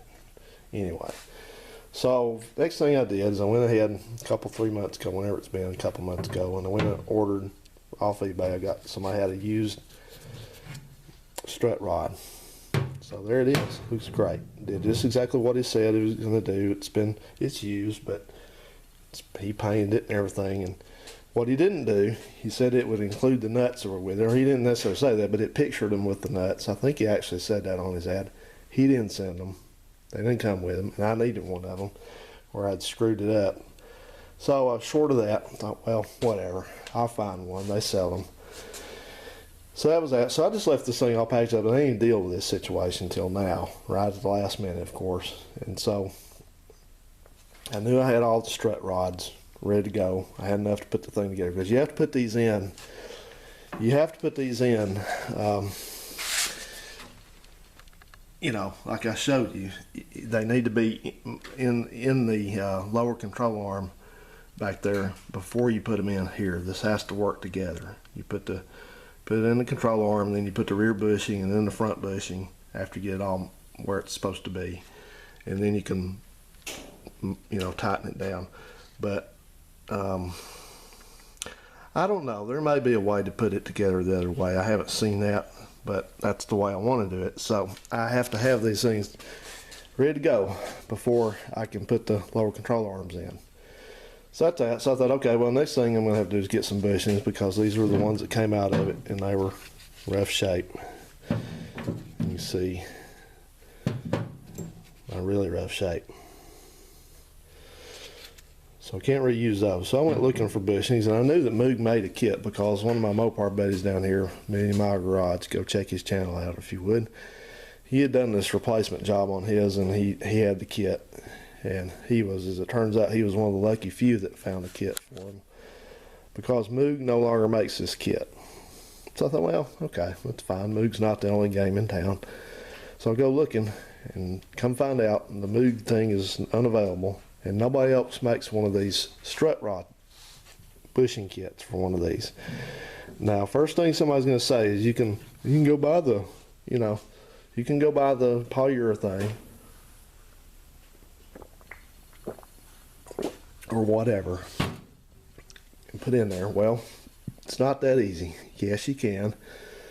But the elders on the Mopar forum all claim the statement makers without helping you understand why. They just they say, well, there's only one kind that actually fits in there the right way. The other ones are too long or too short or too this or too that. They just make statements. They don't tell you what you're going to do to fix it, what the alternative. They just say that statement and then they leave. And you, okay, thanks. What now? So anyway, that was that. I thought, okay, well, I see a problem coming, because it is a problem, because these things are different. As it turns out, when I say these things are different, let me clarify what I mean by that. As it turns out, there's a cutoff, there's a change, there's a delineation between 67 through 72 and then 73 up through the end of production in 76. These bars here are the later ones, 73 up. These are the bars here are 72 and down to 67. That's what this car has in it. Turns out you can tell the difference right away. Look at the front of them. These have fine threads. These have coarse threads. Well, they're different. What I got into is I can't find a bushing kit for these. These, like I said, they're different. They're different lengths, different dimensions here to here. As you can see, should be able to see. See that? So you can't just go throw and there's different back here too. You can't just throw the old bushing kit on the new bar. You can't do that, because these things use as it turns out, also, if all this wasn't good enough, these things use a spacer in here that goes in on here like this, and that's what locates the bushings. Helps locate so they don't crush down too far, apparently. So I had one good spacer, if you could call it that, and then I had one spacer which somehow or another got damaged so badly, not from me taking it out. This thing got hit somehow really bad, and it jammed that spacer on there where it will not come off without cutting it off, and it's damaged anyway, so I have a ruined spacer. So this thing with these stock 73 up bars, this thing strut rods turned totally into a train wreck very quickly. So this is how we've gotten screwed. If you own one of these cars, you can't get bushings for it unless you want to use these polyurethane bushings, which may or may not fit. Nobody wants to tell you why or how or when or which ones. They don't want to tell you that, or they don't know. But they'll sell them. They're cheap and they squeak, So that's just not doable. Then Moog or no one else wants to make the stock rubber kit. And please do not leave a statement on this video saying, well, if you were smart, you would use polyurethane instead of rubber. Listen, there's a reason that you use rubber bushings in a suspension instead of polyurethane. If this thing was going around on an autocross and that's all it did with it, and all that I needed to do is make it handle, then I would use polyurethane. That's not what this car's for. It's a daily driver, if that. And so it came with rubber bushings. I'm putting rubber bushings back in it for a reason. So please do not say that. I understand that. Okay. So that's out. These things are worth nothing now. I mean, I may can sell this one. Both of these are ruined. I can't do anything with these except scrap them, save the nuts off of them.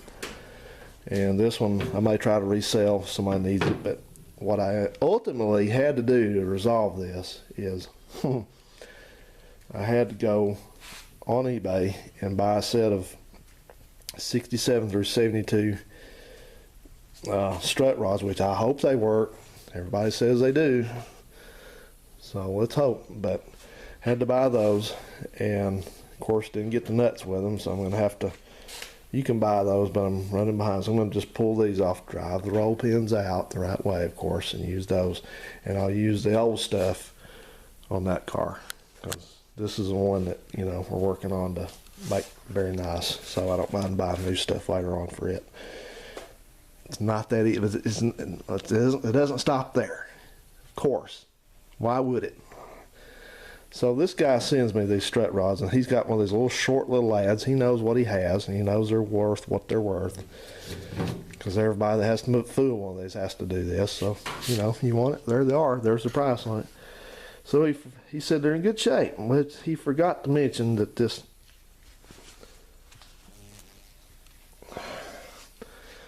Sorry, he forgot to mention that the threads are kind of not great right there on that one. He forgot to mention that, didn't he? And then he also forgot to mention that at least one of them, possibly both of them, are bent.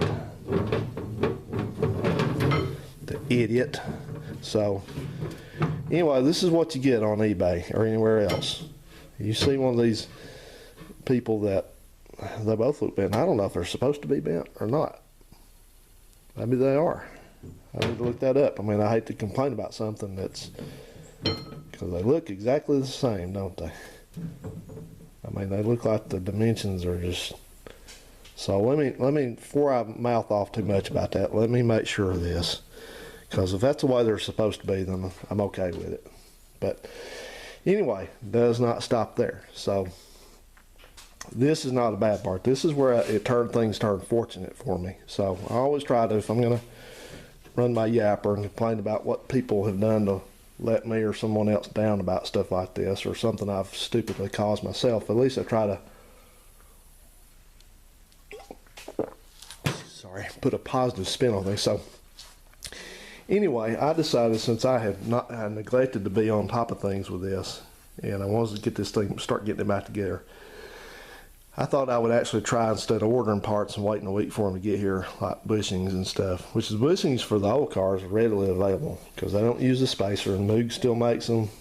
It's no problem. So that was a win. Got that fixed. And so I thought, well, I've got to go to Nashville this past week to see a customer. While I'm up there, I'm going to see if I can find the hub stores up there for AutoZone and O'Reilly Auto Parts. And if you wonder what a hub store is, now that's my term for it. I think one of them may call it that. One of them may call it the distribution store or something like that. But they're up there. Every geographic location has a store, one of those stores that carries the parts that they have to send out to the other stores. So they always have a better selection. So if you have something that's kind of hard to find, like shocks for this, which I found up there, or these bushings, then you go try to find your hub store wherever it's at. So I found them up there. I found one of them is on the for AutoZone's up on Gallatin Pike, and then the one for O'Reilly's is on Craighead Street. It's 493 Craighead Street. It's actually an O'Reilly's. It's stuck on the end of their big distribution hub up there downtown. So it's a fun job getting to it, I'll tell you that. But anyway, so they said they actually had the bushings in stock. So I went up there to the thing on Craighead Street, the O'Reilly's, and went looking for bushings. She pulled it up. Yep, nice lady, older lady. And so she went back there to find them. She's gone for about at least 5 minutes. I don't know where she had to go, way back there. So she comes back with a Moog box, and it's all dusty and looks pretty old. And I thought, oh boy, I'm going to open this thing up to make sure that it's in there. I went through that before. So sure enough, I opened it up. It's supposed to be 4 separate bushings, 4 large metal washers, and 2 of these. They give you these little cotter keys instead of the correct. They're too cheap to give you the correct roll pins, I suppose. But so it's supposed to have two roll pin equivalents, 4 curved concave big large washers, and 4 separate pieces of bushings. Well, it had 2 bushings, 3 of the concave washers, and no roll pins. So I was like, nope, that ain't gonna work. So she asked me, she was better at this, far better than I was. I missed this part apparently, but she said, well, do you want the Master Pro version? I thought, well, I said, sure. I didn't know there was a Master one. So she was on it. She knew there was. She said, yeah. She said, it's the same part number. So she goes back and she's gone again for another 5 or 6, 7 minutes, 10 minutes maybe, something like that. Now, it didn't matter. I thought, goodness, I'd wait here for an hour if you can find them. because you know how that works. Then I have them. I take them out with me. I've got them. It's like Christmas. It's like I did it. I won. I'm going home. I'm successful. I'm not going home dejected and depressed and feeling worthless. It's not quite that bad, but so anyway, finally she reappears and she's got a box in her hand. And this lady, man, that's why she works there. She found it. She came through for me. She found this box of these bushings, probably the last one they have, or probably gonna have for any time in the near future. Perfectly nice looking box. That's the part number. PRE, I'm not sure who that is. K7, that's the same exact Moog part number. Look at that. And they were cheaper. They were cheaper than the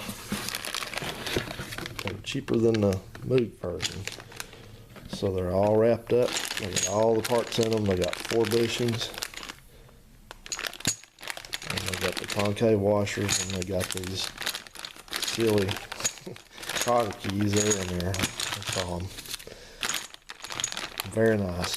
Very nice. Very, very nice. Because these, like I said, these, you can, to my knowledge, there's no way to interchange these. So if you run into this problem that you're replacing the strut rod bushings on one of these 73 and up A-bodies, and you got to have the bushings, you can't reuse them, which I don't think you're supposed to in any case anyway.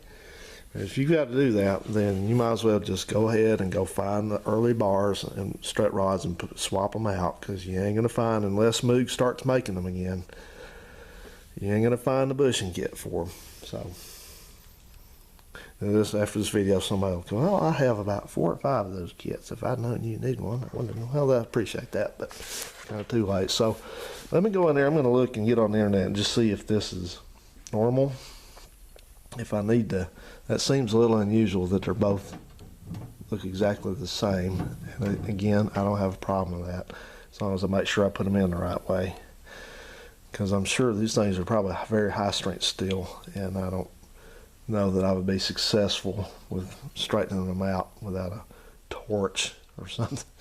So anyway, that is what happened with the strut. That's kind of putting me behind due to my own laziness and my own ignorance and my assuming things that were not the case. Yeah, these bushings, they're definitely different. And also, they make, for these older ones, they make 2 different style of bushings. They make a one piece that goes in, and this deal I just showed you over here is supposed to be the upgraded, pardon me, the upgraded version. So alright guys, well, I was gonna put this in on this other front end video that I've been working on forever, but I'm not going to. I'm just gonna put this out as a separate thing, because I think there's gonna be quite a few people that are working on these cars, and they need to know this information, and they won't ever find it buried in a video about something else. So anyway, I'm happy with the way things turned out. I don't mean to be, I know some people say you're sure a complainer. Not necessarily. I just, I feel like that people that don't do what they're supposed to do need to be held to account, because if you never called anybody out on doing something wrong, they're just, things are just going to keep evolving into, it's going to be a bad situation. We'll never have anything. People will lie and there's stuff. So just keep people on the right track. Hold them responsible. All right, guys, let me get on with this. It's a beautiful day and I want to work, so we'll see you around. Have any questions about this, feel free to ask me later. Okay, I got that thing to slide in finally, and a couple things. The torsion bar is only going to go in one position, which means whatever it's doing back here at the back, wherever position it locks into in this socket in the frame back here, is where it's going to be up here. So your job is just to get the control arm down far enough, that pivot down far enough so it'll go in. So I had to do that. So I did it by just putting my foot on this thing and pushing down with as hard as I could, ramming it all the way down. And then I had to actually get my bottle jack under this thing and raise up a little bit on that hex pivot there to get things lined up, because this thing's, it's, like I said, all the bushings are new and they've never been put together, meaning, it's never had a You know, it's never all been assembled, so it's not going to be, I guess you could say, not necessarily in the right home position, like as if it had taken a set over many years. So you may have to fight with it a little bit, but whatever you do, don't mar up that torsion bar. Don't get mad at it and try to get some channel locks on or something like that, because you don't want to do that. It could cause it to break. So anyway, once I got it all lined up, it went right in. So use your patience on this. If you don't have any patience, see if you can find somebody's got some you can use, because you need to have it. So we go back here, and this thing is slurped out. It's grease and stuff, which is okay, no problem. But what we got to do, you got a ring that goes in there that keeps that torsion bar from backing out. So probably gonna have to wiping some of the grease out of there, but that's okay. Just take your time and get the little wire clip back in it. That's important that you do that, because if you don't, then torsion bar may just fall out on the ground and then you wreck. So alright, so we're going to work on that, and then past that we're going to start putting our lower ball joint on, and then our upper A-arm and all that good stuff, fun stuff. Okay, steering knuckles on, lower ball joints put, and the spindle rather. Yep, it's all on. 2 bolts, bolt and nut out here, torquing really hard, 160 foot-pounds of torque. Next thing we're going to put the upper control arm in. Tell which is which, because the arms, we've got a place on the bottom of them to correspond with the up stop. So not really easy to get them backwards. Okay. Alright, so I got this upper control arm bolted in. Bolt heads to the inside. Sorry, the light's a little bit dim. We'll do more thorough looking over that coming up, but I got that in, and then I got on the worst part of this job probably, which is getting this upper ball joint put in. And I think I have it in all the way, and these things they kind of cut the threads as they go in, and they're tight. And this is the old one, if you want to know what it looks like. But oh man, that's a job. So I have a setup here that I use on this. This is a 3/4 inch bar, breaker bar, cheater bar, whatever you want to call the thing. And then I've got the ball joint socket mounted to it. This is the socket. This is the number. I got this, I think, from eBay, but it's a 1 in 5964 socket, and the number is 10213. I don't know what the brand of it is, some off brand, but that's the one that fits this. And there's been people say that the ball joints between the drum brake car and a disc brake, this is a disc brake car, are different. These aren't. This is the same as what that one has on it. That's got drum brakes, but that's the one that fits this car. This is a 75. So I'm gonna, when I come back to this in a couple of days, I gotta go be busy with some other thing. But when I come back to this, I'm gonna just tighten this a little bit more. It's kind of weird because what I was doing, just sitting on my stool, and I had this thing run out, and then I had my cheater pipe, wherever that thing went. It's in there somewhere. Where did it go? Heck with it. Anyway, so had that thing on here. So I'm just sitting here on my stool, and I'm just kind of just pulling it back and forth slowly, and that works. It's tough, and so it was tough going in. Then when we got to the end, almost to the end, it got a lot easier, and I thought, uh-oh. So these things are, there's been stories about these ball joints popping loose after you've got the old one out and put the new one back in. You know, the threads just didn't hold up. I don't know what kind of use they were getting, but I'm going to clean this all up when I get it tightened to my satisfaction. I'm going to clean it all up real good, and I'm going to put tack welds around it.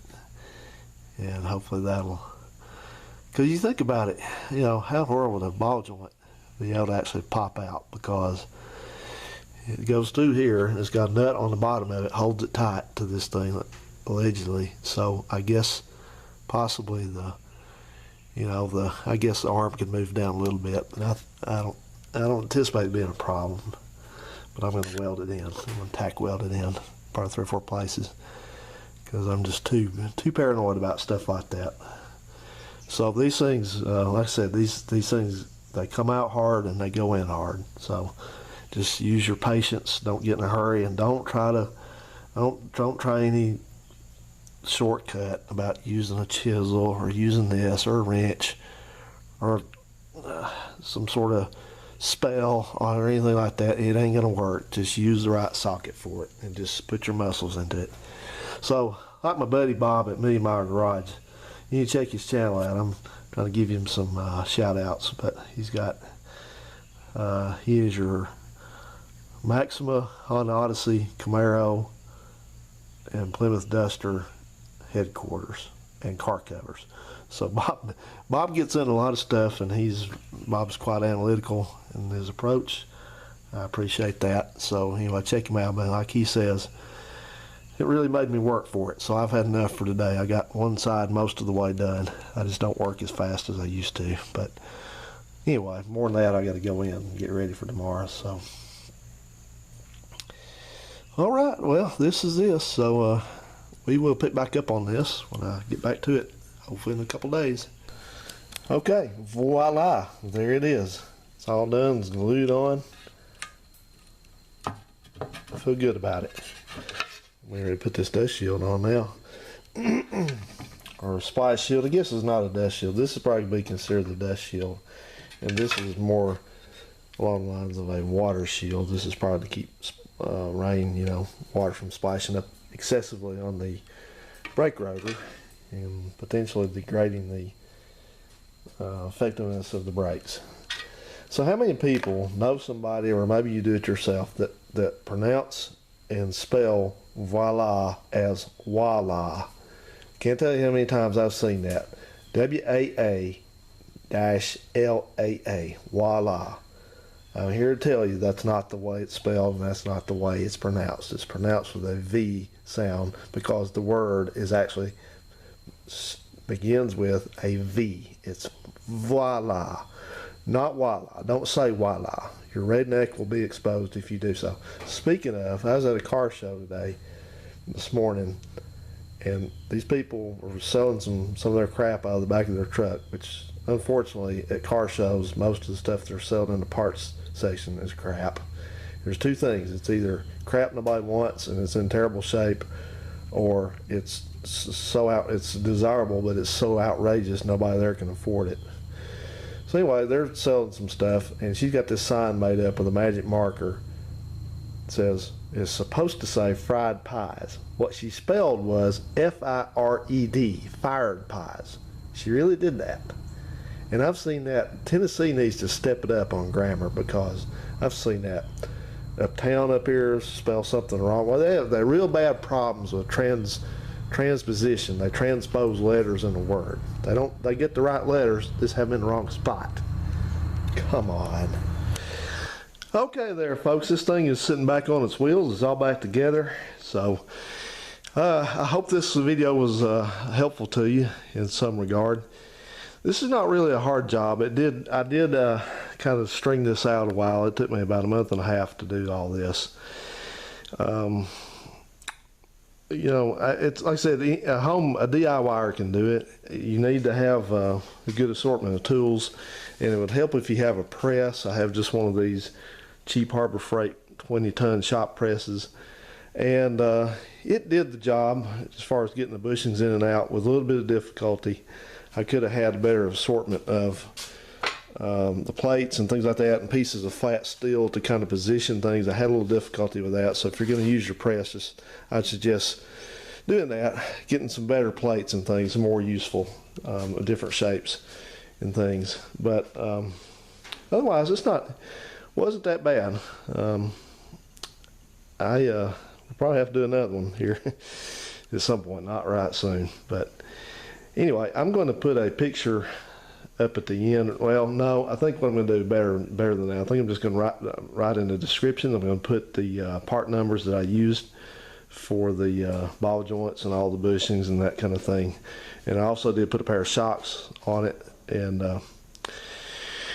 you're going to notice that I did not use Moog stuff in this because it's getting to the point. I've bought enough Moog items lately that I've realized that they just, you know, it's the same stuff from the same place overseas. Moog is sold out. I don't know, they may buy, you know, make some stuff here and you might be able to buy that, but it's just, you know, for the amount that this car is going to be driven, what's in here should be just fine. And so to recap, what I did was I did rebuild this whole entire suspension. If for some reason you went through this video to the end before you started watching, I'll tell you what I did. Rebuilt the whole suspension. I did upper and lower control arm bushings. I did the pivots, the adjusters. I did the upper and lower ball joints, and 2 new shocks. Had already done the brakes and stuff, kind of did that out of order. And this car actually did not need an idler arm or a pitman arm, so that was a little bit of fortune, good fortune there. But the upper A arm bushings were the worst on this. They were worn out the worst, and the lower control arm bushings were getting there. They're a little bit worn. I also did the strut rod bushings, and as you may have, if you made it this far, you may have remembered me telling you about that I had to swap out these strut rods, which this is one right here. I had to swap these out for the older style, the 72 down, because I don't think you're going to be able to find the strut rod bushing kit anymore. Now, you may be okay if you don't need the little sleeve that goes on these. This is the later style. You tell the later from the early because on the early style they both have fine threads, front and back. This is actually the front and back.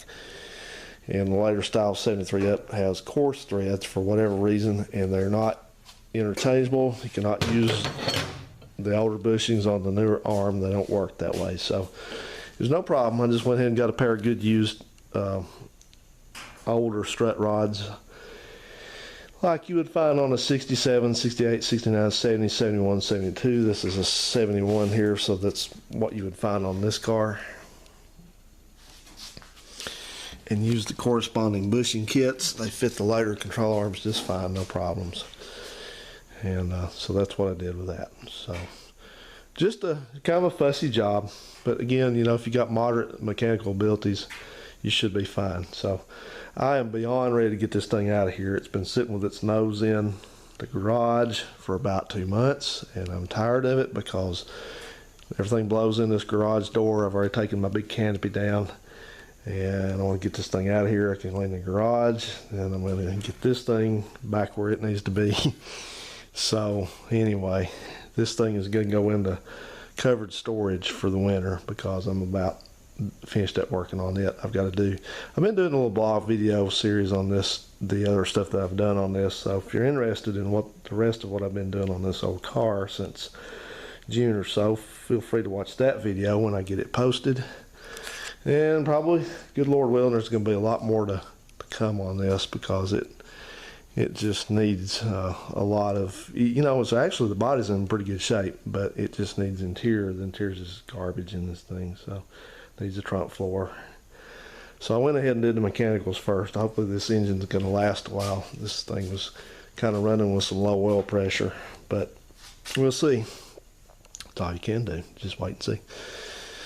All right. Well, if you have any questions, I'm sure please post them. I'm sure there's going to be something that I do not show somebody that they're going to complain about, but that's okay. That's what YouTube's for. It's for the complainers. Anyway, thanks for watching, folks. See you on the next one. Bye-bye now.